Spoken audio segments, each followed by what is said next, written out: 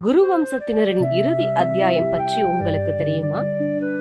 தங்கள் இறுதி நாட்களை கழிக்க கானகம் செல்லும் திருதராஷ்டிரனும் காந்தாரியும் அங்கே கோரமான முறையில் மரணமடைகிறார்கள்.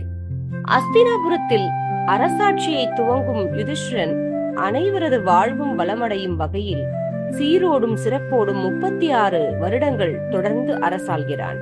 போர் முடிந்த பிறகு அஸ்தினாபுரம் திரும்புகிறார்கள் பாண்டவர்கள். அரண்மனையில் யுதிஷ்டிரனையும் பீமனையும் கொல்ல முயற்சித்த திருதராஷ்டிரனும் காந்தாரியும் தோல்வி அடைகிறார்கள்.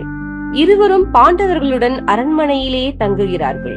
திருதராஷ்டிரனும் காந்தாரியும் கானகம் செல்ல வேண்டிய நேரம் வருகிறது. அங்கே குருவம்சத்தில் எஞ்சியிருந்தவர்களின் மரணம் கோரமான முறையில் நிகழ்கிறது. திருதராஷ்டிரனும் காந்தாரியும் தங்களின் கை கால்களை யாரோ கட்டி போட்டது போல் உணர்ந்தாலும் அரண்மனையிலே இருக்க முயற்சிக்கிறார்கள். அவர்களை யுதிஷ்டிரன் மிகுந்த மரியாதையுடன்